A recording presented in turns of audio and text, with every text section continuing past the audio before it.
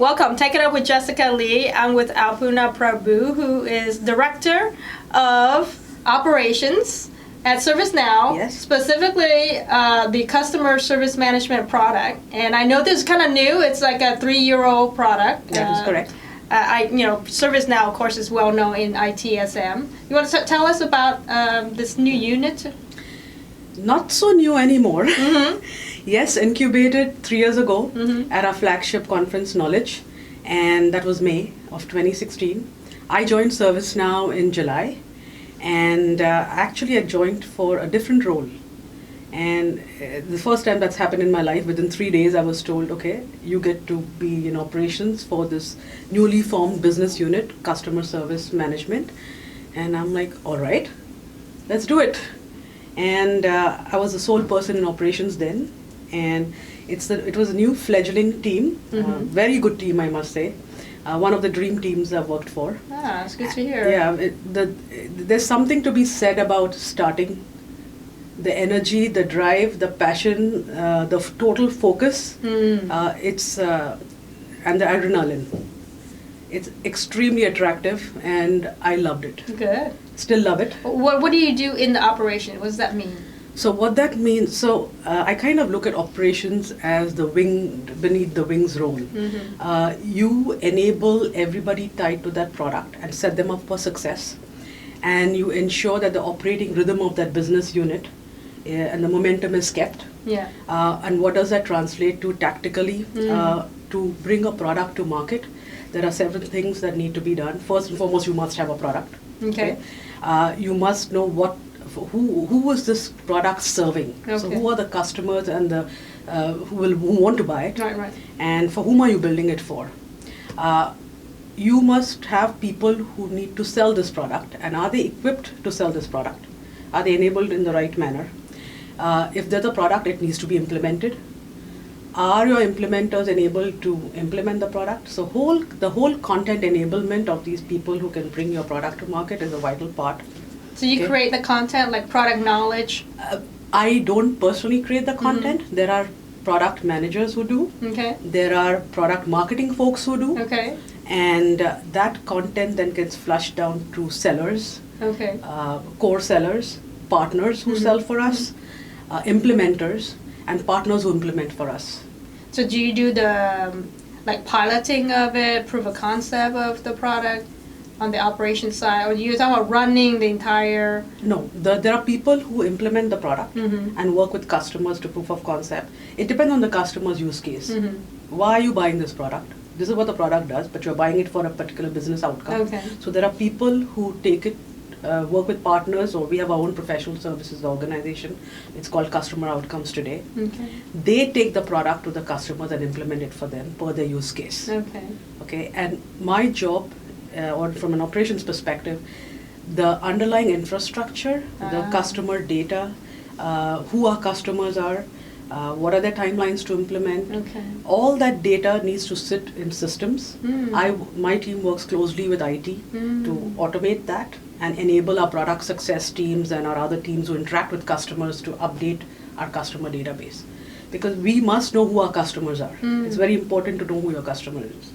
Where are they in the life cycle of having purchased your product? Now they've bought it, they have deployed it. Yes. How are they using it? Very important to know how you're using it, because that then tells you whether they're going to continue using it. Are they using it in the right manner? Mm-hmm. That's the other thing. Are they using it in the right manner?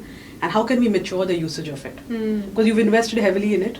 And because it's a SaaS product, you're able to see what's happening. Yes. Okay. Yes. Mhm. For the customers who give us access to their usage data, we are able to see what's happening. And that data feeds teams who interact with customers. So if I'm a seller going back to the customer, you should be equipped with what the customer landscape is, what's the customer data telling you, and have those meaningful conversations with your customers. Okay. So you're helping them to be a lot more successful because of the insights that you're Yes, gathering and yes. feeding back. The first thing I asked when I joined this team is, where's the data? Mm-hmm. To me, data is king, queen, whatever you want to call it. It is what it is. Yes. And it's very rich, and getting insights from it, not just your usage data, even your business data. Who are you selling it to? Yeah. And as a new business unit evolves, you start seeing the patterns of who's buying, and then you start evolving your strategy as well. So data feeds strategy as well. Data insights do feed strategy. Yes. It enables us to focus. You know which business segments you want to go after, where your sweet spots are, and you start targeting those areas. So especially as you start planning your 3-year models for your business, it really helps us do that. So from an operations perspective, I hold the data infrastructure for the product. There's also release program management that my team does. So we have a product team. I sit in the product organization. So I have folks on the team who enable and help product managers to manage the release of that product.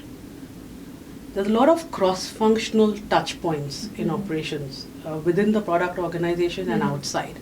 One of the key things that I did in my role was to build very strong relationships with my cross-functional operational counterparts, sales operations, marketing operations, financial planning and analysis, our professional service or customer outcomes organization, our channel operations. What happens is when you sit in a business operations kind of role, you straddle it end to end, but there are vertical functional organizations who have, remits. Sometimes there's overlap, and we have to build those strong relationships so we do not focus on the overlaps as much as everybody do their part. There's no need to reinvent the wheel. Yes. When you see people having their full remit, so you partner with them. So collaborating and partnering with your operational counterparts, very important. Saves a lot of time, I can tell you that. You have lessons learned, it sounds like you can share. Yes, lessons learned. lot of lessons learned, I'll give you that. Good lessons learned. Yes. You know, I find it very interesting that you actually stitch together programs to learn when before you join ServiceNow to create your own MBA program. Right. That is true. So, funnily enough, when I come from a financial accountancy and management background, and I veered into the computer field. And that's because my father said, you know what, you didn't get into your MBA there, why don't you try this new field? And A led to B led to C, and I found myself there. I liked it. I loved coding. Hello World, Kernighan and Ritchie, my God, iconic. One thing led to another. I found I had a penchant for analyzing. Soon enough, that led to leading large programs, transformational initiatives. I enjoy stitching things up together, connecting the dots. I don't know if you've played that game in kindergarten. You get dots and you have to do it without taking the pencil off. Who would have thought that activity is even valid today? Yes. In a different perspective, of course. And whatever I learned while working in different programs, it was very domain enriching because it doesn't fit just one vertical.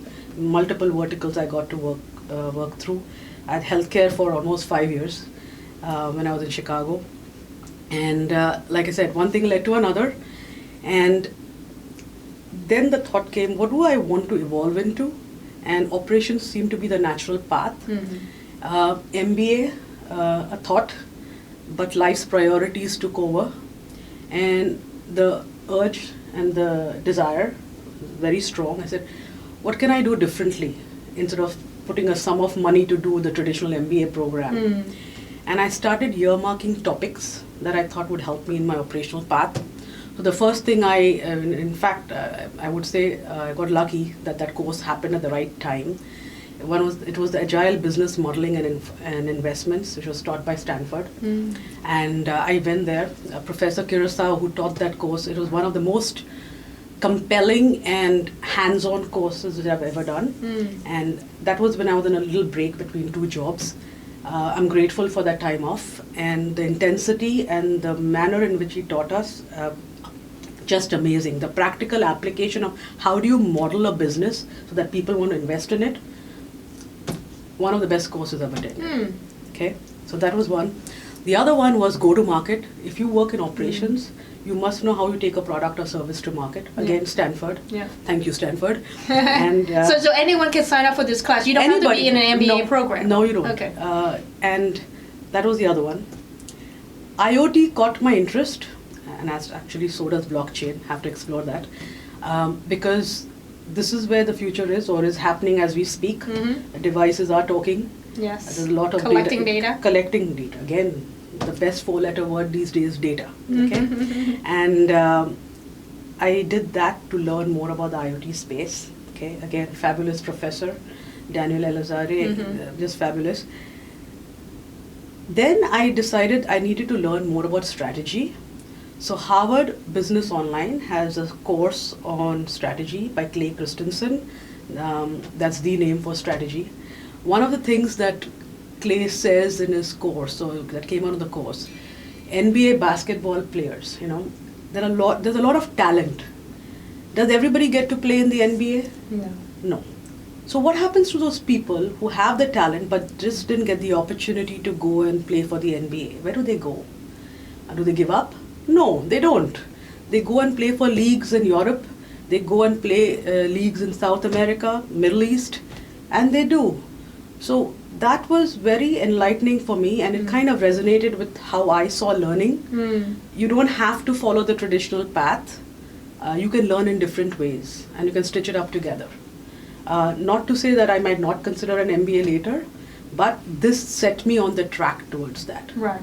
Yeah, I think not everybody has, for whatever variety of reasons, can be in an MBA program. And right. So the learning is online, it's available.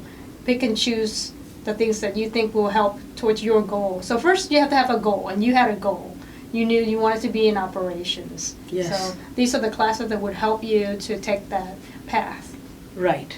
The other thing I did, IDEO is another company in the Bay Area. They had a course on storytelling.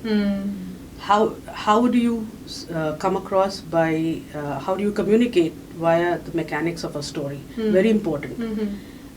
Because when you work in operations, it can get very dry sometimes because there's a lot of data. But how do you tell the story? Yes. That's very important too. So make it engaging. Make it engaging, making it fun, and making it relatable. And I took that as well. So the journey continues. It doesn't stop. Yes. There will be many more courses. So yes, I've been having fun designing my own little MBA program. Right. Excellent. So that's good to, that the audience hears the story that you actually went through this path, and how is it going? Do you think that it has opened up opportunities for you? It's broadened and widened my perspective. It will open opportunities for me. Yeah. Well, ServiceNow is a great company. Yes, it's. When I joined, we were 5,000 people strong. Now it's about 8,000 plus, and it's continuously growing. So I expect it to have more opportunities. It has to. Where we were when we joined, when I like 3 years back, and where we are now, it's 1,000 more employees per year. Yeah, it's a very strong, growing company, I would say. And what is the culture? The culture, I would say, we are innovative. Okay. As I look at the plethora of products that we have, our motto is that we make the world of work better for you. And that, when you just look at the spectrum of products we have, any enterprise that wants to digitize itself, okay, and make the internal workings smoother for its employees, why wouldn't you look at ServiceNow is the thought that comes to mind. And it's not just because I'm an employee of ServiceNow I say that. I just look at the products that we have. You're a large company. You want to make sure that your employee experience is great. The moment they walk into the door and you're onboarding them, it's very smooth, it's seamless, it's automated. You're not waiting for weeks to get your laptop, stuff like that. You don't know where something is. That whole experience is digitized for you. So when you walk in, your employee experience is fabulous. And you can be more productive, right? More productive. Yeah. You're focused on your outcome rather than the things that the little noise that you don't have to worry about. Yeah. Every company has customers. You are there because you have a product or a service to serve someone. Yeah. So customer service is literally it's brand loyalty, right? It's you are working with them for that, and to serve your customer, you need a product that will help your agents, your teams provide customer service. And when we say customer service, we don't say it's one person's job or one team's job. We say it's every department in the company. It's your job to be in that customer service mode. The customer service product that I work for enables companies to do that. Yes. We have, like you said, IT, our IT flagship product was IT service management based on ITIL principles. That suite of IT products, every company has an IT department, right? And they spend time for all the back-end infrastructure stuff, including business systems that they put up for you and all that. How do you make their lives easier to serve you internal employees better? You have our IT flagship products. So when we say we make you work better, we really mean it. Okay, and now when you look at it and you understand why it's growing at the scale it's growing, it just makes total sense. Okay, and our motto, and when you're coming back to your question on culture, it's a very customer-first culture. Yeah. Okay, I like what our CEO says. He says staying humble and hungry, very important. Need to have fire in the belly. Okay, humility, it's a much admired trait. Okay, and we need to have purpose in what we do. So these are the things that mark us, and I really appreciate that. Yeah, that's powerful. Humble, hungry, and purpose. Purpose. The other thing he says is servant leadership. I love that. We are here to, it's almost like I tell my team, we are here, bulk of our day, we spent our time with people who are not family. They kind of become your professional working family, right? Yeah. And it's important that we have fun and we are at ease. Yeah. And we feel we are in a safe environment to be our authentic selves. Yes. I feel that we have that in our team. Ah. And that matters to me a lot, being able to be your authentic self. Yeah. Otherwise, it's no fun. Right. Yeah. So yes, so that's the culture at ServiceNow. And how diverse, and talk about diversity and inclusion. So here's my take on diversity and inclusion. I would say we're very aware of diversity and inclusion. We have Pat Vadors, our talent officer. She takes care of everything HR, and I would say we are one of the strongest HR teams ever. Okay, and we have a diversity and inclusion program.